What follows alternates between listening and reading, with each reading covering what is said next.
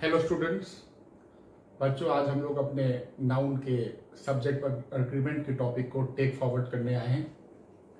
मैंने आपको काफ़ी कुछ पढ़ा दिया है, कुछ बहुत इंपॉर्टेंट पोर्शंस जो हैं वो बचे हुए हैं। अगर आप जल्दी से रिकॉल कीजिए तो मैंने आपको पढ़ाया कि अगर दो नाउन कंजंक्शन से जुड़ते हैं तो क्या होगा, और उसमें हम लोगों ने डिस्कस किया एंड कंजंक्शन, उसके बाद और, आइदर और, neither nor, not only but also.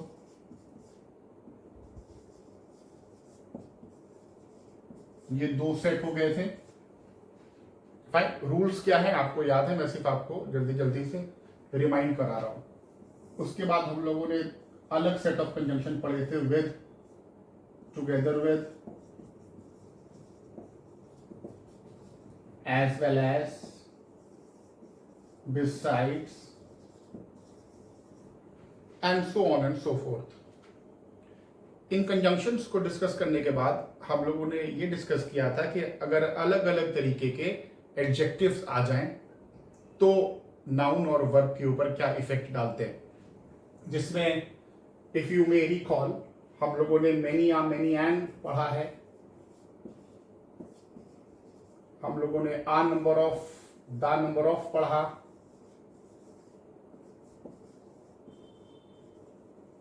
फिर हम लोगों ने पढ़ा नथिंग बट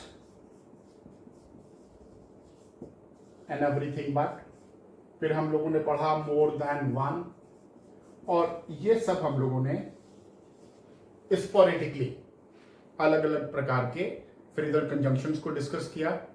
और फिर मैंने आपको एक रेफरेंस दिया था लूसेंट का, कुछ पेज का, कि आप इससे और चीजों को देख लीजिए।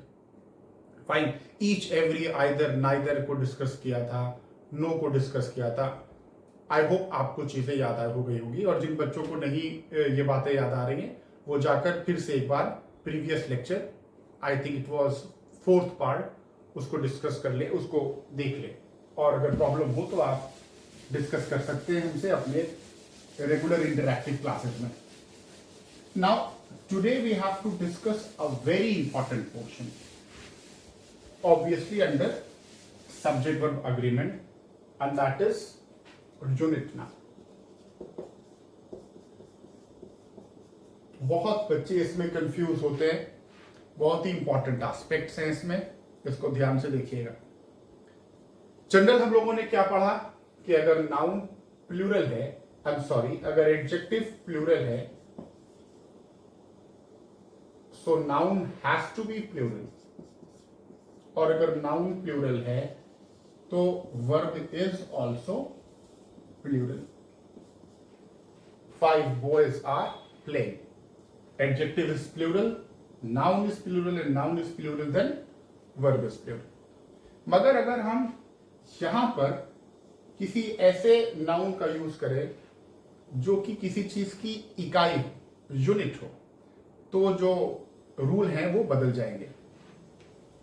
बॉयज ऑब्वियसली किसी चीज की यूनिट नहीं है, मगर मनी की, मेजरमेंट की, वेट की, हाइट की, क्वांटिटीज की, इन सब की यूनिट होती है। जैसे रुपीस यूनिट है, माइल यूनिट है, डजन यूनिट है, ग्राम, किलोग्राम।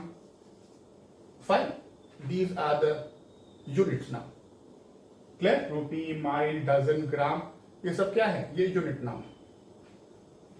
इन नाउन्स के साथ फाइन, अगर हम किसी प्लूरल एडजेक्टिव को यूज करते हैं, किसी एडजेक्टिव को यूज करते हैं प्लूरल, तो ये अपना नॉर्मल काम करेंगे। वो क्या करेंगे? वर्ब को, आई एम सॉरी, नाउन को प्लूरल बना देंगे, जैसे हम लोगों ने बॉयज को बनाया। मगर ये वर्ब को प्लूरल नहीं बना पाएंगे, और वर्ब को रखेंगे सिंगुलर ही। या कोई भी वर्ब अगर हम रख दें मान लीजिए गिव रख दे रहे हैं, तो ये अपने फिफ्थ फॉर्म में नहीं आएगा, यानी कि इसमें एस या ईएस नहीं लगेगा। इसका मतलब इन सबको आपने कैसे डील किया है, सिंगुलर डील किया है। अगर एडजेक्टिव प्लूरल है तो नाउन तो प्लूरल बनेगा, मगर उसके वर्ब्स क्या रहेंगे, सिंगुलर, है ना। ऐसा क्यों है? ऐसा बच्चों इसलिए है क्योंकि यूनिट नाउन है, इसलिए 5 और रुपया मिलकर 5 और रुपीस, ये मिलकर एक डेफिनिट यूनिट बना देते हैं। 5 रुपए मिलकर एक डेफिनिट इकाई बना देते हैं, जो कि अगर यूनिट वाला नाउन है तो नहीं कर पाता। ये और बात है कि अगर आपके पास 5 रुपए एक से ज्यादा ना हो जाए, अगर आपके पास 5 रुपए एक से ज्यादा हैं तो वर्ब चला जाएगा प्लूरल, मगर पहली बार में 5 रुपए है, ये क्या है, ये एक 5 रुपए है, फाइन। अगर आप यहां पर और 5 रुपए कर देंगे, यानी कि 2 5 रुपए हैं आपके पास, 3 5 रुपए हैं, तो वर्ब चला जाएगा प्लूरल। मगर पहली बार में 5 रुपए, 5 rupees is given to Ram, ताकि 5 rupees are given to Ram. I hope I have made myself clear. तो एग्जाम्पल कर लेते हैं। आपने इसको उतारा होगा और आपके पास वीडियो है, आप उसको जब भी चाहिएगा रिवाइंड करके देखिएगा।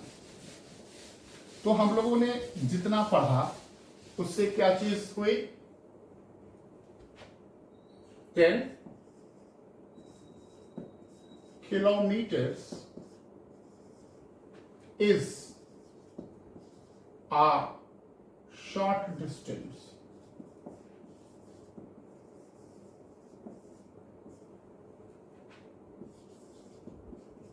5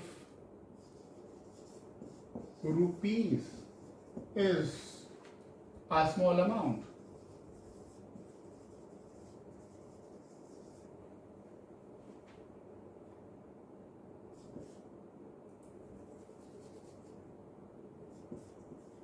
Two miles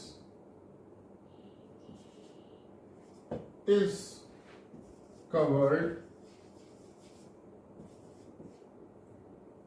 by Ram,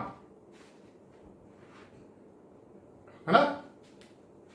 ये आप देखिए, तो हमारा रूल क्या बना कि अगर यूनिट बताने वाले नाउन्स के साथ किसी नंबर बताने वाली प्लूरल संख्या का यूज होता है, if adjective that denotes number, plural number, तो वो नाउन प्लूरल बनता है, मगर वर्ब सिंगुलर चलाता है, क्योंकि पहली बार में ये यूनिट वाला नाउन नंबर वाले एडजेक्टिव के साथ मिलकर एक डेफिनिट यूनिट की तरफ इशारा करने लगता है। अब इसके एक्सेप्शन अभी हम लोग डील करते हैं। इतनी बात आई होप आपको क्लियर हो गई होगी। अच्छा, ये सिंगुलर के साथ क्यों नहीं हम लोग पढ़ रहे हैं, क्योंकि सिंगुलर के साथ कोई नए रूल है ही नहीं, वही पुराना। जैसे मान लीजिए अगर आपने कह दिया 8 किलोमीटर या 1 किलोमीटर, सो 1 के बाद नाउन भी सिंगुलर, 1 किलोमीटर इज कवर्ड, कोई नया रूल नहीं, वही रूल जैसे 1 बॉय इज प्लेइंग। सो कोई डिफरेंस ऑफ रूल है ही नहीं, इसलिए ये सिंगुलर संख्या के साथ नहीं यूज, मतलब इस रूल को पढ़ने का कोई मतलब नहीं है। ये रूल केवल तब पढ़ा जाएगा जब आपका प्लूरल नंबर एडजेक्टिव का यूज हो यूनिट वाले नाउन के साथ, है ना। फिर देखिए, इसमें अगर हम थोड़ा थोड़ा ऑल्टरेशंस करते हैं तो क्या होता है।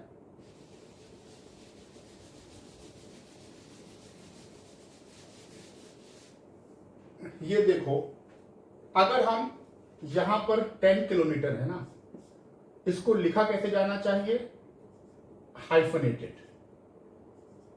हाइफनेटेड, है ना। इसका तरीका क्या है, हाइफनेटेड लिखिए। क्यों? क्योंकि ये आप एक यूनिट मान रहे हैं, एक यूनिट। यहां पर अगर हम इस यूनिट वाले नाउन के तुरंत बाद एक नाउन और लिख दें, तो जैसे अगर हम ये कर दें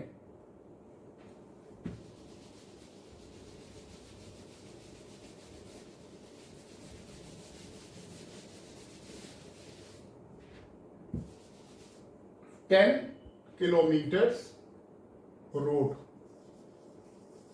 5 रुपीज नोट, 2 माइल्स ब्रिज। मान लीजिए हमने इस नाउन को और लगाया। पहले कुछ बेसिक बातों को समझ लीजिए। क्या ऐसा हो सकता है कि किसी नाउन के तुरंत बाद हम कोई दूसरा नाउन लिख दें बगैर किसी ऑक्सिलरी वर्ब का यूज किए हुए? पॉसिबल ही नहीं। आप लिख कर देखिए कि आप लिख सकते हैं 2, जैसे कि मैंने लिखा 2 बॉयज। अब देखिए किलोमीटर्स, 2 बॉयज। अब क्या यहां पर आप लिख सकते हैं कोई और नाउन बॉयज के फौरन बाद? पॉसिबल है? नहीं लिख सकते। इसका मतलब कि जो नॉर्मल नाउन है, जो कि यूनिट नाउन नहीं है, उनके तुरंत बाद तो आप किसी नाउन को लिख ही नहीं सकते। मगर क्या आप ये नहीं लिख सकते 10 किलोमीटर सड़क, 5 रुपए की नोट, 2 माइल्स का ब्रिज या 2 mile bridge, 5 kilometre road? Fine, लिख सकते हैं। मगर फिर इन सेंटेंसेस का जो अपना प्लेसेस है और प्लेसेस के ऊपर जो इनको डेजिग्नेशंस हैं वो चेंज हो जाएंगी। ध्यान से देखिएगा। पहले क्या था? 10 was an adjective, kilometer was a noun, 5 was an adjective, rupees was a noun, and this was the way that we have to deal with. इसकी पार्सिंग कैसे होनी है? Adjective and noun. अब क्या आ गया? एक और नाउन आ गया,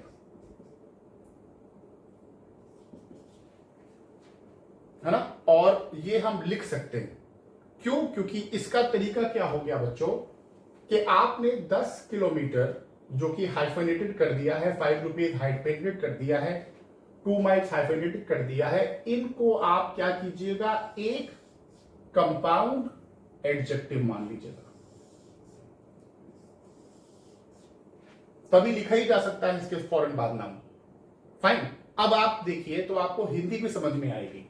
सड़क की व्याख्या कि वो 10 किलोमीटर की है, नोट की व्याख्या कि वो 5 रुपए की है, ब्रिज की व्याख्या कि वो 2 माइल का है। क्लियर? अब अगर यहां पर ये किलोमीटर, रुपीज और माइल नाउन रहा ही नहीं, अगर आपने उसके बगल में एक और नाउन लिख दिया और फिर वो एडजेक्टिव के हिसाब से डील होने लगा, तो एडजेक्टिव का तो सिंगुलर और प्लूरल होता ही नहीं है, सिंगुलर और प्लूरल तो नाउन का होता है। तो आपको क्या करना पड़ेगा? जो इसका प्यूरिफिकेशन है, इसको जो हम लोगों ने एस लगाकर प्लूरल बनाया है, वो हटा देंगे और क्या लिखेंगे? 10 kilometre road, 5 rupee note, 10 mile bridge. Excuse me.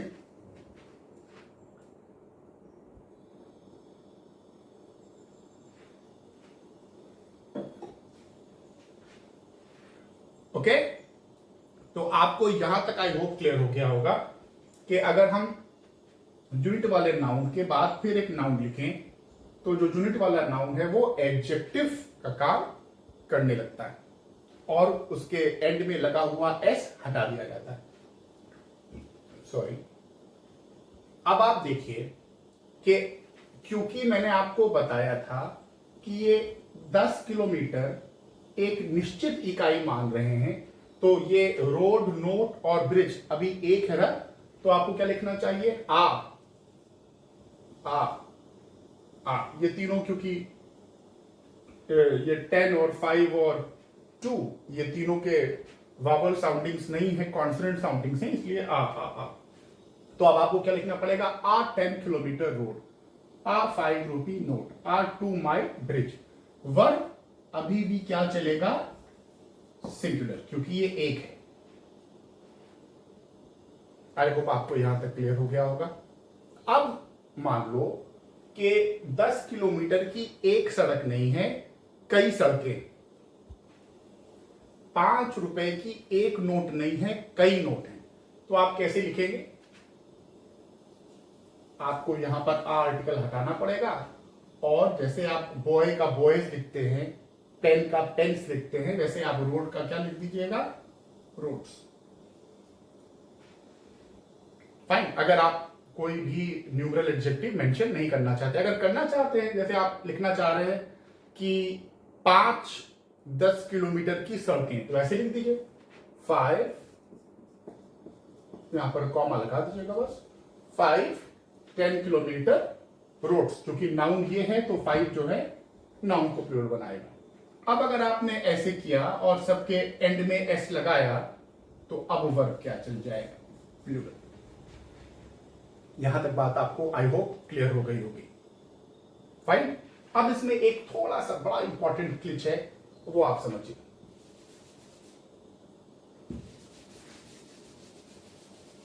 एक थोड़ा सा इसका एडवांस लेवल, मगर क्योंकि अगर आपका कंसेप्ट क्लियर होगा तो आपको कोई नई बात नहीं लगेगी, आपको बहुत आसानी से समझ में आएगा। हम 5 रुपए को सिंगुलर इसलिए मान रहे हैं क्योंकि हम 5 रुपए एक निश्चित इकाई मान रहे हैं।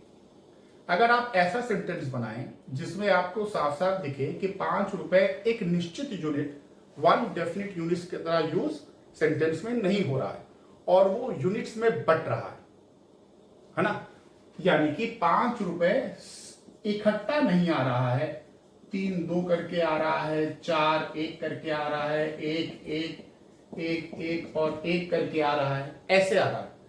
तो फिर इसी कंडीशन में तो हम वर्ब को सिंगुलर रख सकते हैं जब 5 रुपए इकट्ठा है, मगर अगर वो यूनिट्स में बढ़ जाएगा तो, जैसे अगर मैंने कहा कि 5 रुपया मैंने राम को दे दिया, तो इंग्लिश क्या बोलेंगे हम,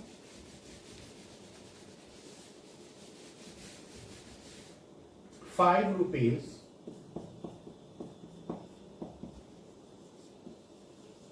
अगर हम नाउन लिखना चाहें, जिस मैंने स्ट्रक्चर बताया तो लिख दीजिएगा आप 5 रुपी नोट, बस तब एस का ध्यान रखिएगा। अगर वैसे नहीं लिखना चाह रहे डायरेक्ट 5 रुपीज इज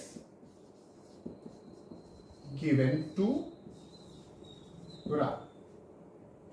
मगर मान लीजिए मैं ये कहूं कि 5 रुपए मैंने राम और श्याम को दिया, तो आपकी इंग्लिश क्या होगी, 5 rupees dash given to Ram and Shyam. अब आप ये बताइए, अगर आप पूरा 5 रुपए राम और श्याम को दे देंगे तो आपको 10 रुपए नहीं देना पड़ जाएगा। इसका मतलब आपने 5 रुपए अगर 2 लोगों को दिया है तो आपने इन 2 तरीके को ही यूज किया होगा, या फिर अगर आप उसको और आ जाएगी 2.5 रुपए दिया होगा, वो आपके ऊपर है, मगर आपने उसको यूनिट्स में बांटा होगा। क्लियर। अगर आपने यूनिट्स में बांट दिया तो अब ये एक निश्चित इकाई नहीं रह गई ना, इकाइयों में बढ़ गई ना, तो अब अगर सेंटेंस ऐसा मिल गया तो फिर आपको यहां पर वर्ब चलाना पड़ेगा plural.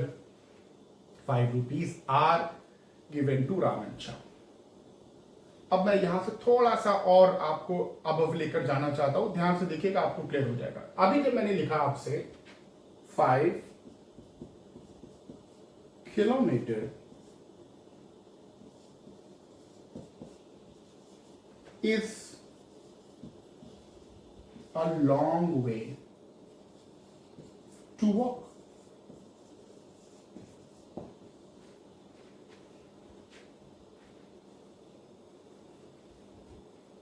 Fine. 5 kilometers is a long way to walk. अभी यहां पर आदमी चल रहा है कि कह रहा है कि अगर चला जाए तो 5 किलोमीटर एक लंबा रास्ता पड़ेगा। पूरे के पूरे 5 किलोमीटर की बात हो रही है यहां पर कि नहीं। मगर मान लो अगर आप यही 5 किलोमीटर फिलहाल चल रहे हैं, चला जाए नहीं, चल रहे हैं, तो क्या आप एक बार में 5 किलोमीटर चल सकते हैं?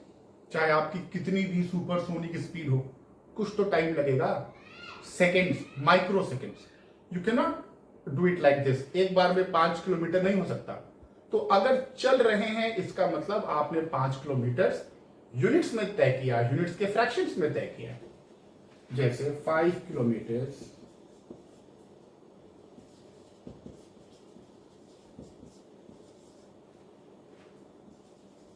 आर लॉन्ग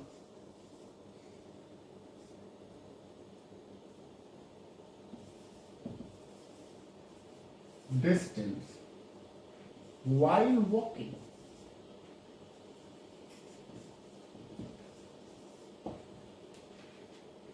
while walking, या अगर आप 5 किलोमीटर और लॉन्ग डिस्टेंस while walking कह रहे हैं, इसका मतलब अभी आप चल रहे हैं, चल रहे हैं, और आप चलने में 5 किलोमीटर इकट्ठा कवर नहीं कर सकते, है ना। इसलिए अक्सर आ जाता है 5 kilometres are left, are left, fine. तो कभी कभी आर लेफ्ट भी आ जाता है, इसका मतलब कि ये आपने उसको एक पूरी इकाई की तरह यूज नहीं किया है। तो इसके एक्सेप्शन, ये वाला जो एक्सेप्शन है ये बहुत रेयर है, ये वाला एक्सेप्शन बहुत रेयर है, मगर कभी कभी आ जाता है। तो आप इस बात पे केयरफुल रहिएगा कि यूनिट जो है वो पूरी की पूरी इकट्ठा आनी चाहिए, तब वो नाउन लेगा सिंगुलर, फाइन। आई होप मैं आपको क्लियर करा पाया हूं, और आपके पास मौका है, आप अपने इंटरैक्टिव सेशन में इस पर और क्लेरिफिकेशन चाहते हैं तो आप बिल्कुल उसको पूछ लीजिएगा। मैंने आपको ऑलमोस्ट हर सेशन में ये बताया है कि नाउन के लिए बेस्ट बुक है लूसेंट, और अगर आपने लूसेंट की एक्सरसाइजेस कर लिए हैं तो जो मैं आपको बता रहा हूं वो सब आपको मिलेगा वहां पर। चलिए, तो अब हम लोग यूनिट के बाद एक दूसरा तरीका सब्जेक्ट वर्ब एग्रीमेंट में हम लोगों को डिस्कस करना है, और वो ये है कि अगर हम सब्जेक्ट की प्लेस पर नाउन को अलग अलग तरीके से लिख रहे हैं तो वर्ब के ऊपर क्या प्रभाव पड़ना चाहिए। जैसे man after man dash killed,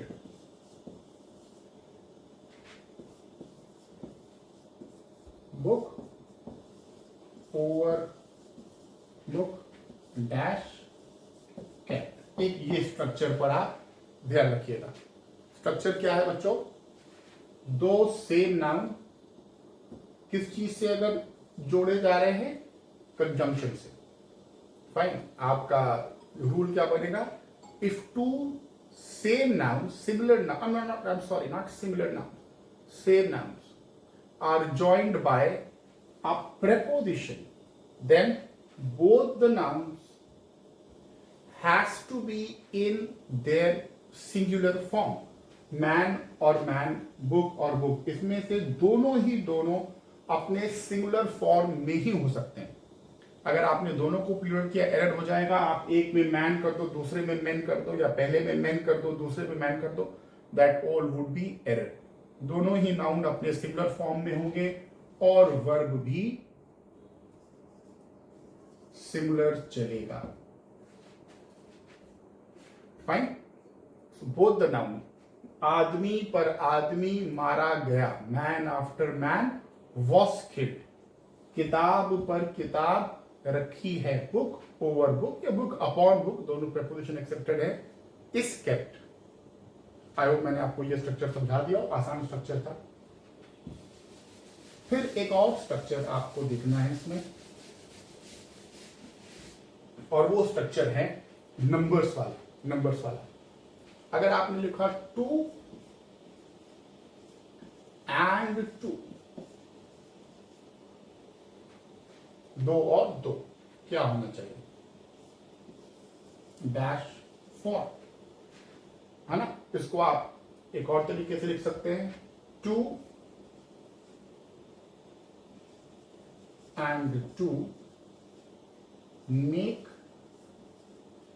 या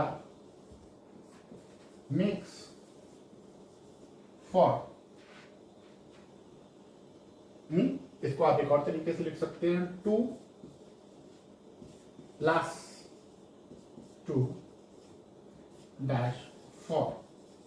इसमें आपको क्या है? इज या आर।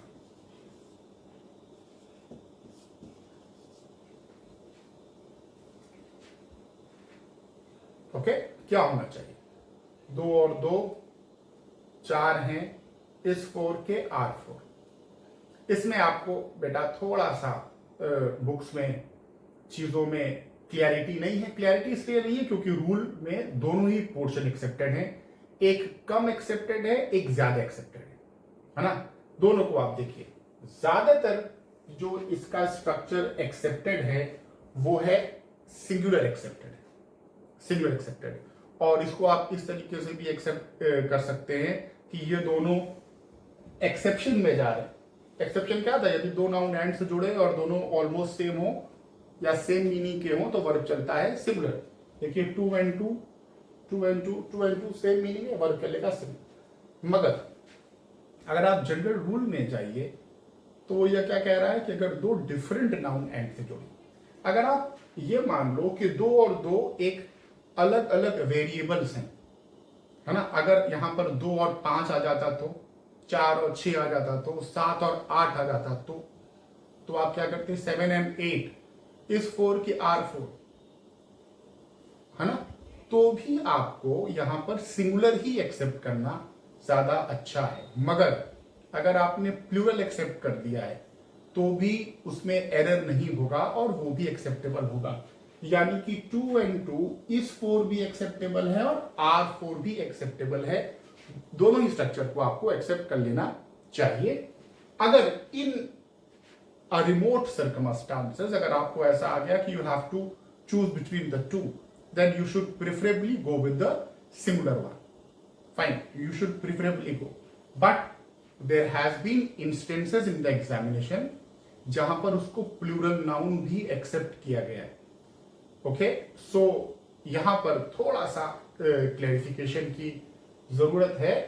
और ये इसलिए क्योंकि बाद में अगर उस क्वेश्चन को हो सकता है कि जनरल मार्किंग कर दी गई हो, इस तरह से कुछ कर दिया हो क्वेश्चंस में जो एग्जाम्स में आ चुके हैं। मगर फिलहाल आपको याद रखना है कि इस स्ट्रक्चर में दोनों को ही आपको एक्सेप्ट करना चाहिए। आई थिंक आपको अपनी बात मैंने क्लियर कर दिया है। उसके बाद होप आपने उतार लिया होगा, ये सब करेक्ट है।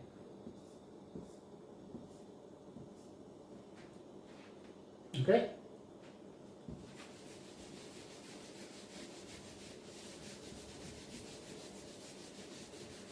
फिर एक बहुत इंपॉर्टेंट है, आपको पढ़ना है, when adjective turns a noun then what should we do. आप जानते हैं कि सबका अपना काम निर्धारित, सबकी अपनी जगह निर्धारित। Every part of speech has got a definite place and definite work. Sentence में उनके प्लेस और वर्क से हमको डिसाइड करना है कि इस टाइम ये कौन सा पार्ट ऑफ स्पीच है और इनका फंक्शन क्या है। अगर आपने बोला राम इज पुअर,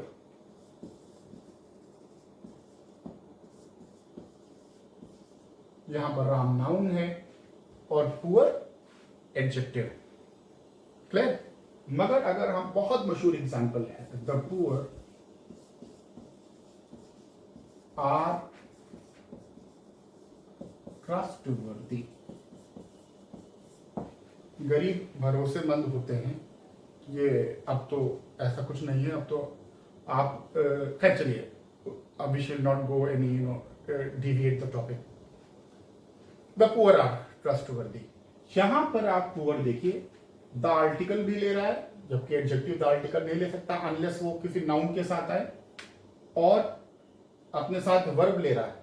पोजीशन देखिए सब्जेक्ट की है, तो यहां पर poor is not an adjective, यहां पर पुअर क्या है, नाउन, है ना। तो क्या आप सारे एडजेक्टिव के साथ ऐसा कर सकते हैं? नहीं। किन एडजेक्टिव के साथ कैसे कर सकते हैं? Those adjective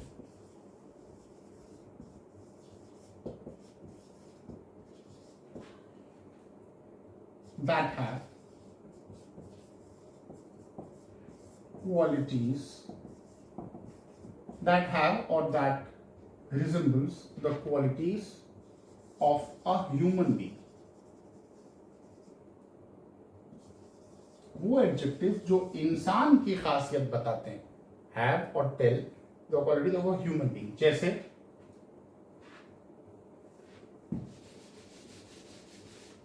rich, poor. आजकल कंपेन चलाया हुआ है हम लोगों ने, अनएम्प्लॉयड स्टूडेंट्स ने, and that is very very necessary, that is very very apt, and I have written in my Facebook comment also, it is high time that we should forget the differences and we should be one in telling the government that our priority is employment, our priority is jobs.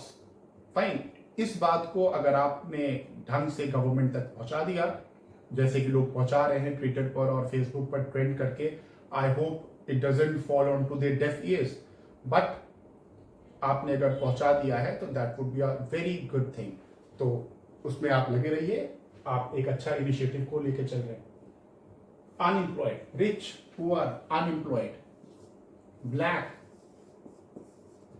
Blind and so on and so fourth. अमीर, गरीब, बेरोजगार, काला, गोरा, fine, नाटा, लंबा and so on and so fourth. इस तरह के अगर एडजेक्टिव आ जाएं, ऐसे एडजेक्टिव जो कि किसी ह्यूमन क्वालिटी को रिप्रेजेंट करते हो, तो आप उनके साथ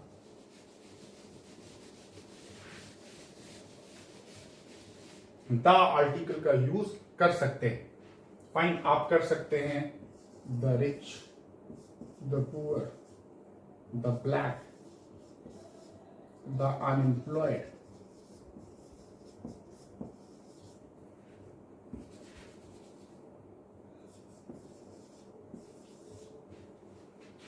ऐसा करने पर ये क्या बन जाएंगे, ये जो एडजेक्टिव्स हैं, they turn into a common noun. ये एडजेक्टिव क्या बन जाएंगे, जातिवाचक संज्ञा। फाइन, और इन एडजेक्टिव का मतलब हो जाएगा ऑल दोज पीपल, वे सभी लोग। क्या मतलब हो जाएगा, ऑल दोज पीपल। इसका मतलब हो जाएगा सभी अमीर, सभी गरीब, सभी काले, सभी बेरोजगार। फाइन, अब ये जो एडजेक्टिव जो द आर्टिकल लगाकर प्लूरल बन गया है या प्लूरल कॉमन नाउन बन गया है, मैंने प्लूरल पहले ही बोल दिया, वो वर्ब क्या लेंगे, प्लूरल। इसलिए हम लोगों ने एग्जाम्पल लिखा था, जो उसका मशहूर एग्जाम्पल है, the poor are trustworthy. Okay? The government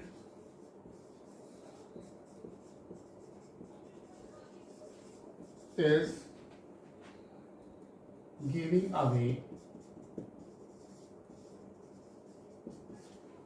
I hope आपको बोर्ड दिख रहा है, laptops to the unemployed.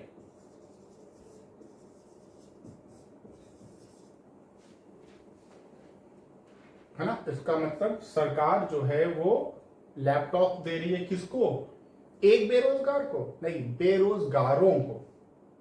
Fine, I hope आपको इतनी बातें क्लियर हुई होंगी। इस कंसेप्ट पर एक क्वेश्चन है, बहुत इंपॉर्टेंट है, पुराना क्वेश्चन है और ऐसे बच्चों को नहीं समझ में आता, मगर यहाँ पर क्योंकि रेलिवेंट है इसलिए मैं आपको उसको बता रहा हूं। देखिए,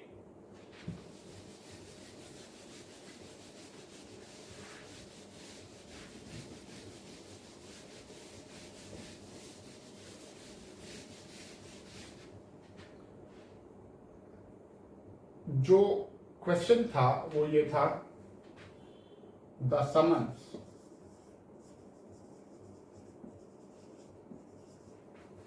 of the death is to be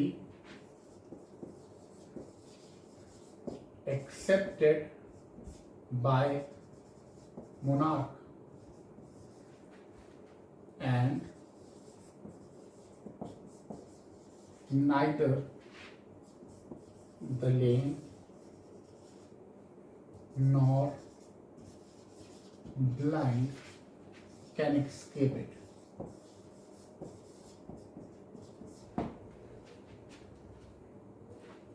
The summons of the death, आपको पता है समन्स एक एक्सेप्शनल, नॉट एक्सेप्शनल, एक बहुत इंपॉर्टेंट है जिसमें एस लगा हुआ है मगर वर्ब देता है सिंगुलर, बुलावा। मौत का बुलावा मोनार्क, राजा को भी एक्सेप्ट करना पड़ेगा, एंड और ना ही द लेम, द लेम मतलब क्या हो गया, सभी लंगड़े या लंगड़े, nor blind can escape it. अब देखिए ब्लाइंड के पहले इन्होंने आर्टिकल नहीं लगाया तो गड़बड़ कर दिया कि नहीं, क्योंकि ना ही इससे लंगड़े बच सकते हैं और ना ही इससे अंधे बच सकते हैं, तो neither the lame nor the blind. Error क्या हो गया, द आर्टिकल का। आई होप आपको क्लियर हो गया होगा ना।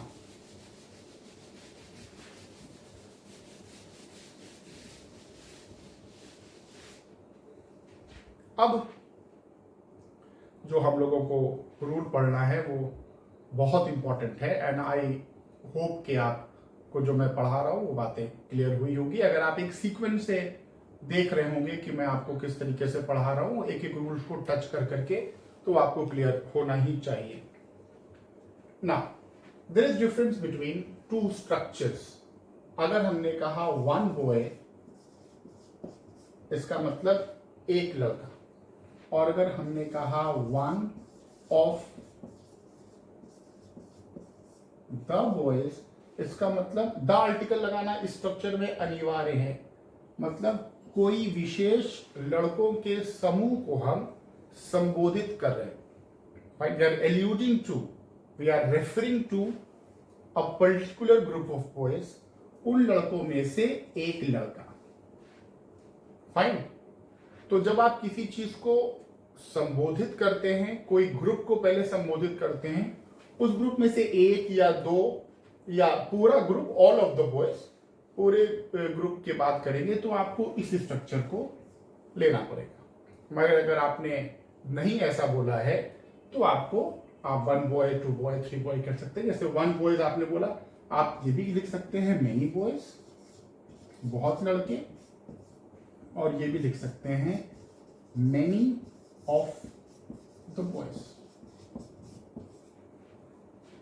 कभी कभी इन दोनों में भी एरर आ जाता है कि आपको कौन सा स्ट्रक्चर अप्रोप्रिएट यहां पर यूज करना चाहिए। तो मैंने आपको कंसेप्ट बता दिया, not that depends upon the sentence itself, obviously, कि आप सेंटेंस के हिसाब से डिसाइड करेंगे कि यहां पर किसी चीज को आप संबोधित करके निकाल रहे हैं, किसी स्पेसिफिक ग्रुप में से नहीं निकाल रहे हैं, तो आप ऑफ द का स्ट्रक्चर यूज करेंगे। ओके, अब इस स्ट्रक्चर में आप देखिए कि आप कितने सेक्शन बना सकते हैं और कितने लेवल पर जा सकते हैं।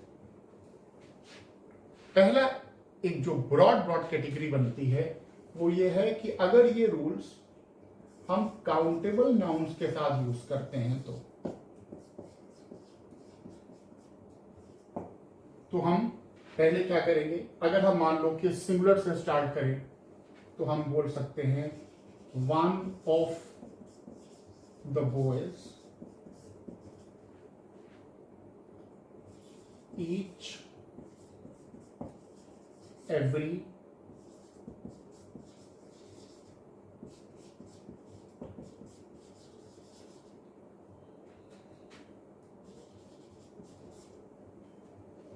in some adjective, they can be more adjective also. None, yes, none. None can take singular and plural both. So, of the boys, of the boys, of the boys, है ना। तो अगर आपने इस प्रकार का स्ट्रक्चर बनाया जिसमें से आपने निकाला ऑफ द बॉयज करके, अब आपको ध्यान रखना है कि इसमें आप जिसमें से निकाल रहे हैं that has to be plural in every case if it is a countable noun। अगर ये काउंटेबल नाउन है तो हर केस में इसको प्लूरल होना अनिवार्य है, क्योंकि आप जिसमें से निकाल रहे हैं जाहिर सी बात है उसमें एक तो नहीं होगा ना। अगर आप बॉयज में से एक लड़का निकाल रहे हैं तो इसमें तो कुछ बचेगा नहीं, तब तो कोई ग्रुप ही नहीं रहा, तब तो आप डायरेक्ट उसका नाम ले लेंगे या कह देंगे one boy is absent. Fine. So of the boys का मतलब यह हो गया कि यहां पर कम से कम दो लड़के तो होंगे ही होंगे, और आप एक से कम तो निकाल नहीं सकते, सबसे ज्यादा मिनिमम एक है। तो इस कंटेक्स्ट में जब आप ऑफ करके निकालते हैं तो जिस नाउन में से निकालते हैं उसका प्लूरल होना अनिवार्य है, but the verb goes according to the noun that has been taken out. Fine. Verb ये एडजेक्टिव है, ये one each every either neither adjective है, केवल नाउन हम मेंशन नहीं करते।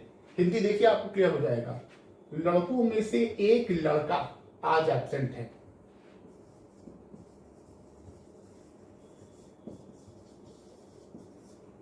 ना। अब अगर आप लिखना चाहें one boy of the boys, तो ये लिखा नहीं जाता, अच्छा नहीं लगेगा। तो इसलिए केवल बॉय मेंशन नहीं है। अदरवाइज ये मत सोचिएगा कि एडजेक्टिव के अकॉर्डिंग वर्ब चला है। एडजेक्टिव के अकॉर्डिंग वर्ब कभी नहीं चल सकता। नाउन मेंशन ना हो, that is a different thing. So लड़कों में से एक लड़का, लड़कों में से प्रत्येक लड़के, फाइन। और वर्ब क्या चलेगा? सिंगुलर, है ना। अगर आपने सिंगुलर एडजेक्टिव से निकाला है और काउंटेबल नाउन है, टाइप से बात है, अनकाउंटेबल नाउन से तो आप निकाल ही नहीं सकते संख्या वाले, तो वो प्लूरल होना अनिवार्य है। उसी तरीके से अगर आप इसको प्लूरल बना दीजिए और वन ना कीजिए और कर दीजिए two, all, most, many, none, singular और प्लूरल दोनों में ही चलता है, fine, several, fine, a number of, आपने मैंने a number of, the number of वाला पढ़ाया था, उसमें a number वर्ब लेता है प्लूरल और the number वर्ब लेता है सिंगुलर। ओके, तो अब ऑफ द बॉयज तो होना ही होना है, मगर अब क्या हो जाएगा? टू, ऑल, मोस्ट, इन सबके साथ वर्ब क्या चल जाएगा? आर। आई होप आपको बहुत ही क्लियर हो रहा होगा। तो अगर आपने किसी काउंटेबल नाउन में से सिंगुलर निकालना है ऑफ करके, तो इस बात का ध्यान रखना है कि द आर्टिकल लगना अनिवार्य है, जिसमें से निकाला है वो प्लूरल होगा। वर्ब निकाले गए हुए नाउन के अनुसार चलता है। बट मान लो अगर हम इस रूल को अनकाउंटेबल नाउन के साथ यूज करते हैं, तो हमको वही सब कंस्ट्रेंट को ध्यान में रखना पड़ेगा जो 3 कंस्ट्रेंट अनकाउंटेबल नाउन के साथ है। वो क्या है? They can never be plural, adjectives denoting numbers cannot be used with them, they always take a singular verb.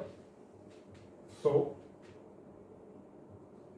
of the water मान लीजिए हम कर रहे हैं, water अनकाउंटेबल नाउन, तो हम 1 2 3 4 each every either neither इन सब नन, इन सब का यूज नहीं कर सकते क्योंकि अनकाउंटेबल नाउन है।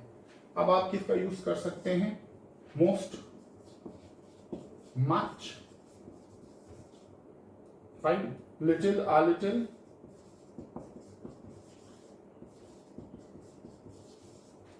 इससे पहले वाले में काउंटेबल नाउन में फ्यू हम लोग लिखना भूल गए, वो सब भी कर सकते हैं। some can be used with both countable and uncountable noun, any can be used with both countable and uncountable noun, fine। now याद करो मैंने प्रीवियसली मेंशन किया था कि एडजेक्टिव से कोई लेना देना वर्ब का नहीं है। यहां पर केवल हम नाउन को मेंशन नहीं कर रहे हैं। हिंदी क्या होगी? पानी में से कुछ पानी, थोड़ा पानी, बहुत पानी, है ना। सो है तो ये पानी, तो वर्ब क्या चलेगा? सिंगुलर। Am I clear? तो अनकाउंटेबल नाउन में से अगर आप इस रूल को निकालेंगे तो द आर्टिकल वाला तो आपको फॉलो करना पड़ेगा। ये भी सिंगुलर, क्यों? क्योंकि अनकाउंटेबल नाउन सिंगुलर होता है, प्लूरल नहीं हो सकता। उन एडजेक्टिव्स का यूज ध्यान रखिएगा कि होना चाहिए जो अनकाउंटेबल नाउन के साथ एक्सेप्टेबल हैं, यानी कि नंबर डिनोटिंग नहीं होने चाहिए, और वर्ब भी चलेगा सिंगुलर, फाइन। इसका अब एक एडवांस स्टेज देखो बच्चों।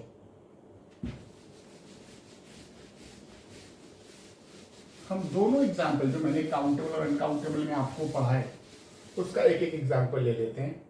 और अगर हमने लिख दिया one of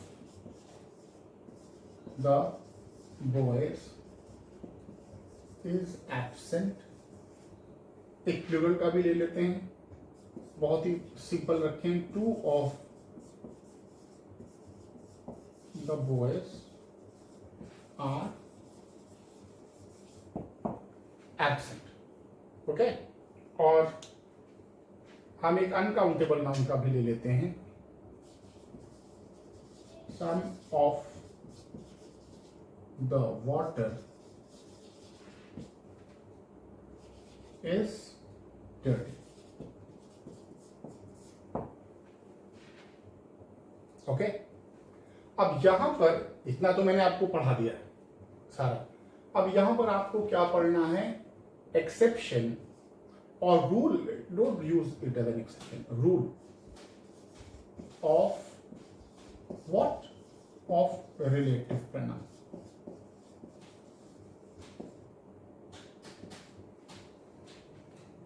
rule of relative pronoun, इसकी थोड़ा सा एडवांस लेवल में आपको पढ़ना है।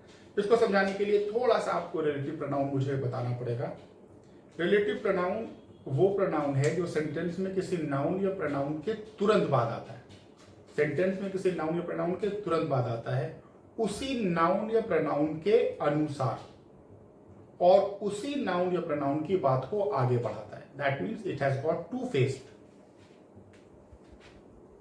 A relative pronoun is a pronoun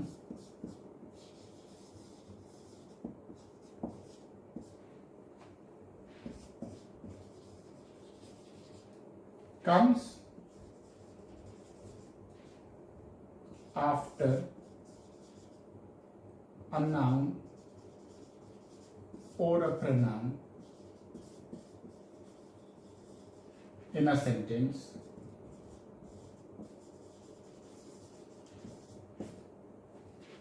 है ना। पहला point comes according to the noun or pronoun preceding them। preceding them मतलब क्या हुआ, जो उनके आगे आता है।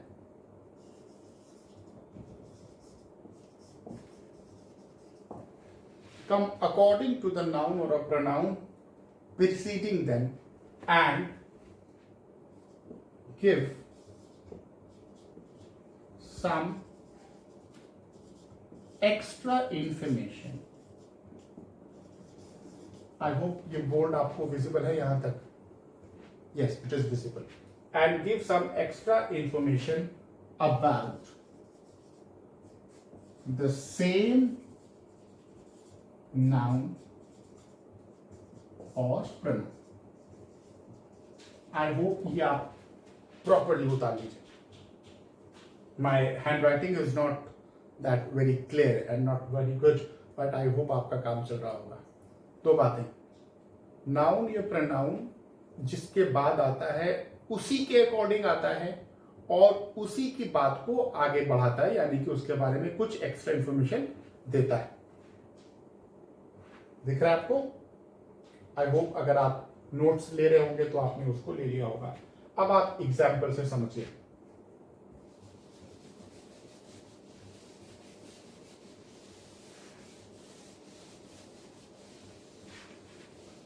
अगर हमने बात किया लड़के की, तो क्या हम विच रिलेटिव प्रोनाउन चला सकते हैं, जैसे अ बॉय। क्या यहां विच चला सकते हैं? विच चलाएंगे तो एरर हो जाएगा। आपको क्या चलाना चाहिए? Who. Clear? A boy who. और अगर आपने हु चलाया तो अब आपको बॉय के बारे में कुछ एक्स्ट्रा इंफॉर्मेशन देनी है। Who is sitting on the chair. The boy, एक लड़का जो कि कुर्सी पर बैठा हुआ है, इज माई फ्रेंड, वो मेरा दोस्त है। देखिए रिलेटिव प्रोनाउन जिस नाउन या प्रोनाउन के पहले आया है उसी के अकॉर्डिंग आया है। अगर आप यहां पर विच लगा देंगे तो एरर हो जाएगा, हुम लगा देंगे तो एरर हो जाएगा, क्योंकि ये सब्जेक्ट वाला नाउन है और एक्स्ट्रा इंफॉर्मेशन दे रहा है कि वो मेरा दोस्त है।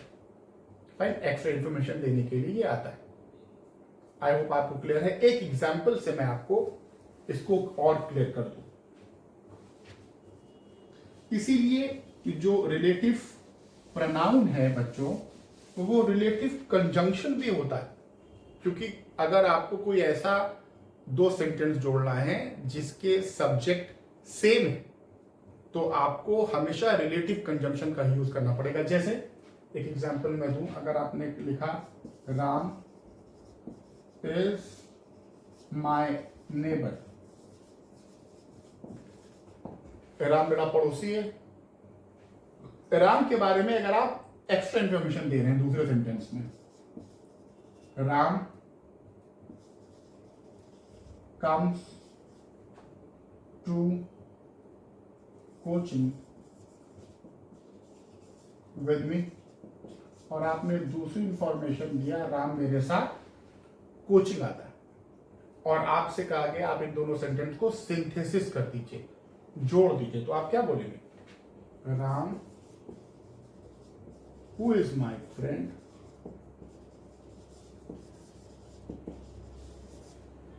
भाई, ये तो आपका पहला sentence, I am sorry, who is my neighbour, ये तो आपका पहला सेंटेंस हो गया।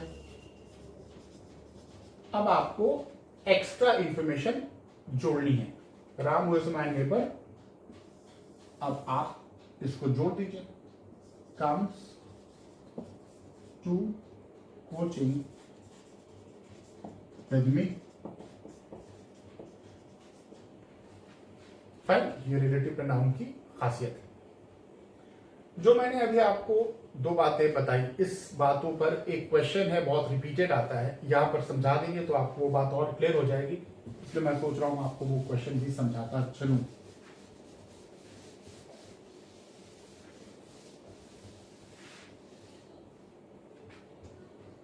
आई लाइक, एक क्वेश्चन है बच्चों, देखो, I like Keats poem,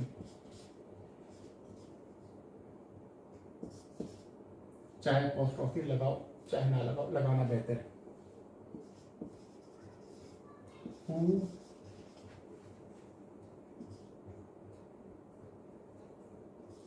is a great poet?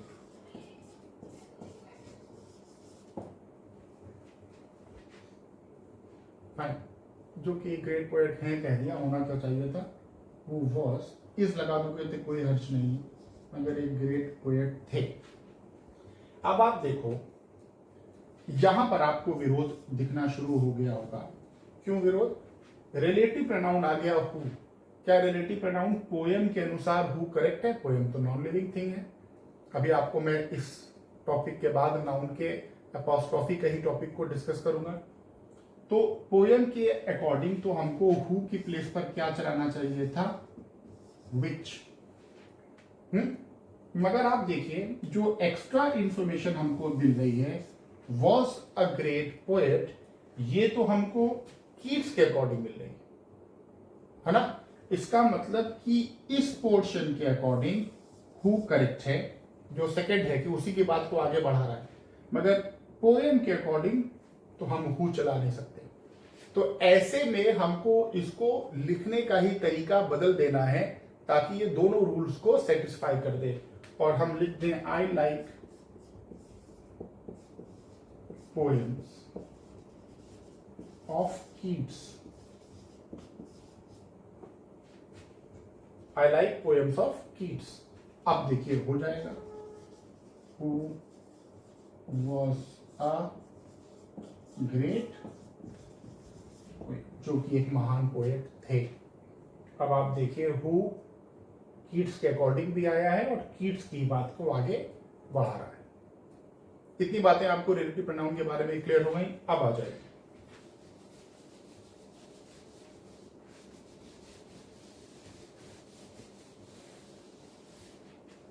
ये दोनों एग्जांपल्स देखिए आप। अगर हम ऐसा कोई सेंटेंस बनाएं जिसमें सेकंड वाले नाउन के बाद रिलेटिव प्रोनाउन ला दें, तो फिर क्या होगा?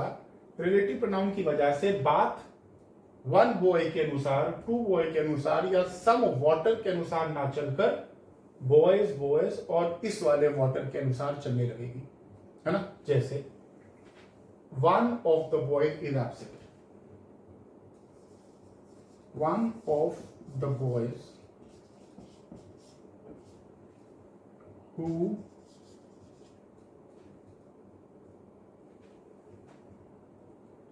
dash not submitted the homework.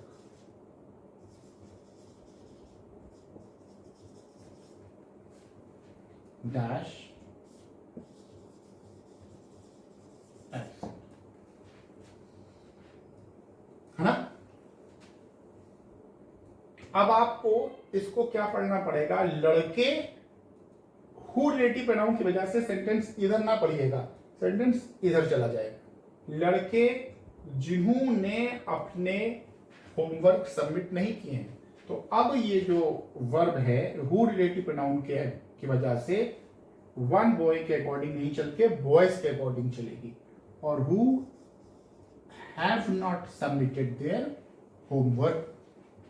अब आप उसके बाद भी अगर बात को आगे चलाना चाहें तो वापस वन बॉय के अनुसार चलेगी, इज एब्सेंट।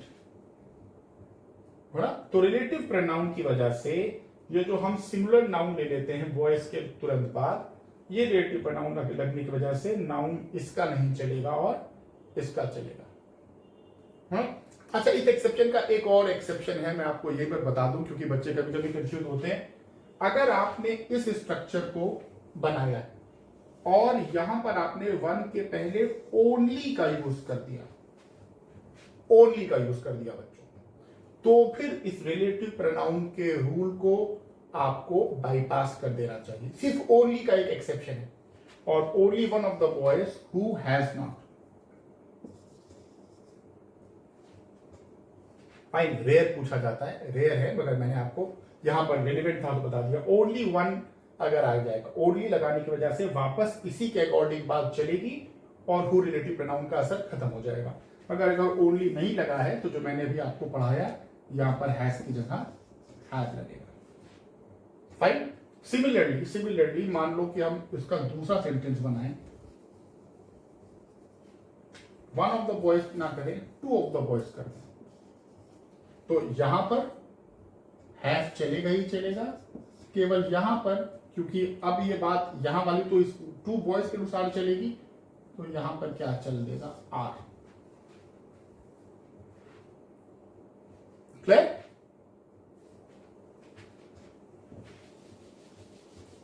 सेम रूल अगर हम वाटर के साथ लगाएं तो सारे के सारे वर्ब क्या चलेंगे, सिंगुलर, क्योंकि वन काउंटेबल नाउन है। Some of the water that is kept in the glass has is dirty। फाइन, सारे के सारे इस चलेंगे, क्योंकि चाहे सम के अनुसार चलाओ तो भी इज, और चाहे वाटर के अकॉर्डिंग चलाओ तो भी इज। ओके, तो आई होप आपको इस बात को क्लियर समझ में आ गया हो।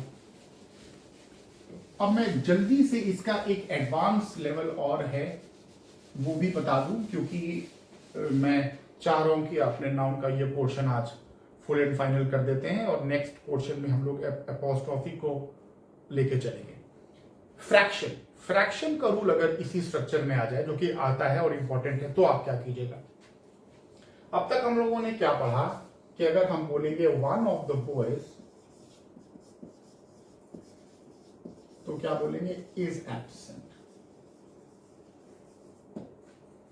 और ये पढ़ा कि लड़कों में अगर आप निकाल रहे हैं तो आप एक से कम निकाल ही नहीं सकते, और इसका मतलब यहां पर कम से कम दो होगा, है ना। मगर मान लो बच्चों ऐसी चीज नाउन से आप निकाल रहे हैं जिसमें आप फ्रैक्शंस भी निकाल सकते हैं, यानी कि एक से भी कम निकाल सकते हैं, तो आप क्या करेंगे। मान लीजिए कि एप्पल है, मान लो बेटा ये एक एप्पल है और मैं हमेशा स्क्वायर एप्पल ही बनाता हूं, और इसके मैंने 4 पार्ट कर दिए, तो ये हो जाएगा 1/4 इतना हो जाएगा 2/4, यानी कि आधा, इतना हो जाएगा 3/4, और पूरे के पूरा हो जाएगा 4/4, यानी कि पूरा एप्पल। तो एक एप्पल के भी आप फ्रैक्शंस कर सकते हैं, है ना। तो अगर फ्रैक्शन में आ जाए तो वो एक से भी निकाला जा सकता है और अनेक से भी निकाला जा सकता है।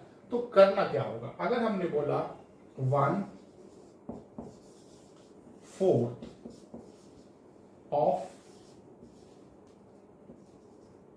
एन एप्पल,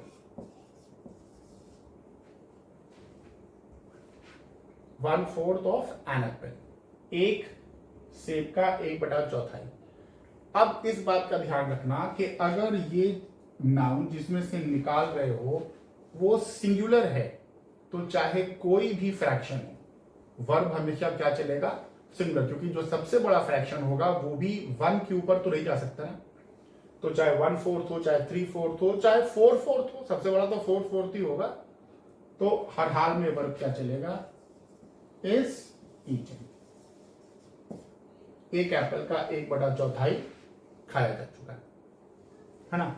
मगर मान लो अगर यहां पर एप्पल्स ज्यादा है और आपने ये कर दिया 1/4 ऑफ एप्पल्स, अब आपको ये मान के चलना पड़ेगा कि ये एप्पल्स की संख्या ज्यादा है, फाइन, ज्यादा है।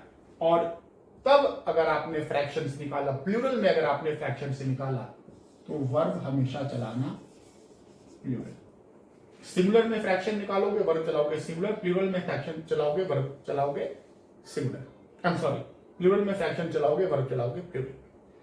If in any remote circumstances, ऐसा कभी हुआ नहीं, अगर आपको यहां पर संख्या दे दी जाए तो क्या करना है, तो आप उसको सिंप्लीफाई कर देना।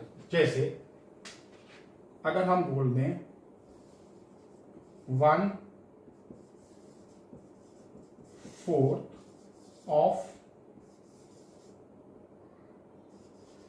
40 एप्पल्स, मैंने अपने कैलकुलेशन ताकि आसान हो उसमें मैंने 40 एप्पल्स कर दिया, 1/4 ऑफ 40 एप्पल। अब देखो कि अगर तुम 40 एप्पल है और इसका 1/4 कर रहे हो, इसका मतलब यहां पर कितने एप्पल हैं, 10 एप्पल बचे हैं पूरे पूरे। तो वर्ब क्या चलेगा आपका, प्लूरल। फाइन। तो ऐसा होता नहीं, ऐसा होता नहीं है। मगर मान लो अगर कभी हुआ तो आपको यहां पर सिंप्लीफाई करके देख लेना, मगर इस लेवल पर क्वेश्चन कभी पूछा ही नहीं गया है। और आपको बस इसमें इस बात का ध्यान रखना है कि सिंगुलर से निकाला जा रहा है फ्रैक्शन तो वर्ब सिंगुलर, प्लूरल से निकाला जा रहा है फ्रैक्शन तो वर्ब प्लूरल। एक बात और आपको ध्यान रखनी है कि ये जो आपका फ्रैक्शन है बच्चों, अगर ये इसका जो न्यूमरेटर है वो प्लूरल है, अगर आप जिस फ्रैक्शन से निकाल रहे हैं उसका न्यूमरेटर प्लूरल है, तो उस फ्रैक्शन को प्लूरल कर देना, यानी उस फ्रैक्शन के अंत में एस लगा देना। बाकी सिंगुलर प्लूरल का ये रूल में कोई अनइफेक्टेड रहेगा। फॉर एग्जाम्पल अगर मैंने कर दिया 3/4, तो जहां मैंने न्यूमरेटर प्लूरल रखा, आपको लिखना पड़ेगा 3/4 बाकी सबसे ऑफ एन एप्पल, एक एप्पल का 3/4 इज ईटन। और अगर कई एप्पल्स हैं 3/4 ऑफ एप्पल्स, तो क्या आपको प्लूरल ही चलाना है, आर ईटन। अगर मान लो रिलेटिव प्रोनाउन लगा दिया, जैसे कि मैंने आपको रिलेटिव प्रोनाउन का रूल पढ़ाया, तो वही बातें कर देना कि सेकंड वाली के अकॉर्डिंग बढ़ा देना, ठीक है। तो मैंने आपको सब्जेक्ट वर्ब अग्रीमेंट का मोस्ट ऑफ द पोर्शन बहुत रिलीजियसली कवर कराया है बच्चों, और मैंने आपसे बार बार कहा है कि अगर आप चाह रहे हैं कि इन सबको एकदम फाइन ट्यून कर दें, तो आपको लूसेंट का जितना भी एक्सरसाइज है नाउन की वो कर जाइएगा। तो मैंने आपको जितना पढ़ा है सब आपका रिवाइज हो जाएगा और आपका नाउन में प्रॉब्लम कम से कम नहीं रहेगी। नाउन का एक पोर्शन अभी हम लोगों ने नहीं डिस्कस किया है, वो है एपोस्ट्रोफी, कि अगर दो नाउन अगल बगल आ जाएं, आपस में का, की या रारेरी का संबंध बताते हो, तो उसमें किस प्रकार की डीलिंग करनी। तो होपफुली ये मैं अपने नेक्स्ट एवी में आपको बताऊंगा। Thank you very much.